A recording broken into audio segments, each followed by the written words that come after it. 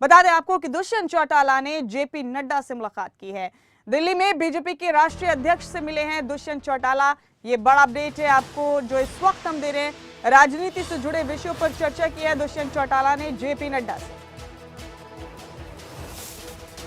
ये बड़ा अपडेट आपको दे रहे हैं। दिल्ली में बीजेपी के राष्ट्रीय अध्यक्ष से मिले डिप्टी सीएम दुष्यंत चौटाला। बड़ा अपडेट आपको दे रहे हैं।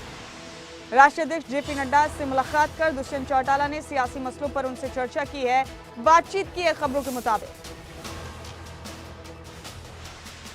ये बड़ा अपडेट आपको दे रहे हैं। दिल्ली में ये मुलाकात हुई है जेपी नड्डा के साथ दुष्यंत चौटाला की। और दुष्यंत चौटाला की तरफ से बताया गया है कि उन्होंने इस मुलाकात के दौरान भविष्य की राजनीति पर चर्चा की है भारतीय जनता पार्टी के राष्ट्रीय अध्यक्ष से। ये ट्वीट किया दुष्यंत चौटाला ने। दिल्ली में भाजपा के राष्ट्रीय अध्यक्ष श्री जेपी नड्डा जी से मुलाकात कर भविष्य की राजनीति से जुड़े विषयों पर चर्चा की। हमारे साथी अनिल मोर इस खबर पर जुड़ चुके हैं हमारे साथ। अनिल, दुष्यंत चौटाला की मुलाकात जेपी नड्डा के साथ, दुष्यंत की तरफ से बताया गया है कि भविष्य की राजनीति पर चर्चा हुई है जेपी नड्डा के साथ। आपके पास कोई अपडेट है अनिल, इस मुलाकात का कोई खास मकसद? देखिए, बिल्कुल अहम बैठक थी और किन विषयों को लेकर बैठक हुई है, कहीं ना कहीं जो डिप्टी सीएम दुष्यंत चौटाला की तरफ से ट्वीट किया गया है, इस ट्वीट में सारी की सारी बातें अपने आप बयां होती है। दुष्यंत चौटाला की तरफ से ट्वीट किया गया कि भविष्य की राजनीति से जुड़े विषय और मुमताज जिस तरीके से डिप्टी सीएम दुष्यंत चौटाला ने कल रात बीजेपी के राष्ट्रीय अध्यक्ष जेपी नड्डा से मुलाकात की। सुबह 9:30 बजे दुष्यंत चौटाला की तरफ से ट्वीट किया गया। ट्वीट में लिखा गया कि भविष्य की राजनीति से जुड़े विषय, यानी काफी महत्वपूर्ण मुलाकात थी। कई अहम विषयों को लेकर इस बैठक में चर्चा हुई है। सबसे पहले बात कर लेते हैं गठबंधन की, क्योंकि देर सवेरे इस तरीके की चर्चाएं चल जाती है कि जो बीजेपी जेजेपी का गठबंधन है लंबा नहीं चलेगा।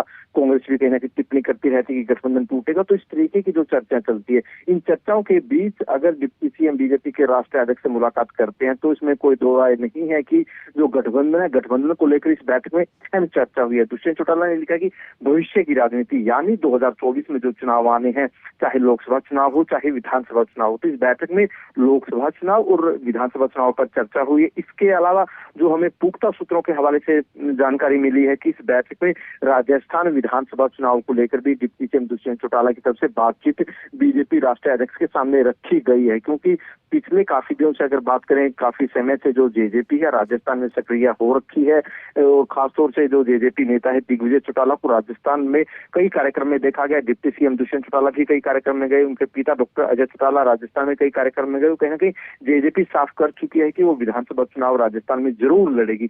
अब जेजेपी राजस्थान में चुनाव अकेले लड़ेगी या बीजेपी से गठबंधन के तहत लड़ेगी, तो कहीं ना कहीं इस मीटिंग में राजस्थान चुनाव को लेकर काफी अहम चर्चा हुई है, क्योंकि बीजेपी के लिए राजस्थान काफी अहम स्टेट है, बड़ा स्टेट है। कर्नाटक चुनाव में हार के बाद कहीं ना कहीं बीजेपी आगामी दिनों में किसी भी राज्य में कोई रिस्क लेने के मूड में नहीं है। खासतौर से अगर राजस्थान की बात करें, मैं आपको बता दूं कि जो चौटाला परिवार है, खासतौर से हम बात करें चौधरी देवीलाल की बात करें, वो राजस्थान से चुनाव लड़ते रहे हैं। डॉक्टर अजय चौटाला वो राजस्थान से विधायक रह चुके हैं। तो कहीं ना कहीं चौटाला परिवार का राजस्थान से पुराना नाता रहा है। जो सिरसा जिले से सटा हुआ जो इलाका है राजस्थान का, वहां पर कहीं ना कहीं चौटाला परिवार का एक वर्चस्व रह चुका है। चाहे हम सीकर की बात करें, वहां पर भी चौटाला परिवार के लोग चुनाव लड़ते रहे। तो ऐसे में कहना कि तमाम विषयों को लेकर, राजस्थान विधानसभा चुनाव को लेकर, गठबंधन को लेकर, जो सरकार चल रही है बीजेपी जेजेपी की सरकार के से जुड़े विषयों को लेकर, विधानसभा चुनाव 2024, लोकसभा चुनाव 2024, इन सभी विषयों को लेकर डिप्टी सीएम और बीजेपी राष्ट्रीय अध्यक्ष के बीच महत्वपूर्ण चर्चा हुई है। जी, आपने ठीक कहा अनिल। गहराई से समझे तो इस मुलाकात के कई अहम मायने हैं। बेहद शुक्रिया अनिल आपका इस तमाम अहम जानकारी के लिए। बहुत बहुत शुक्रिया।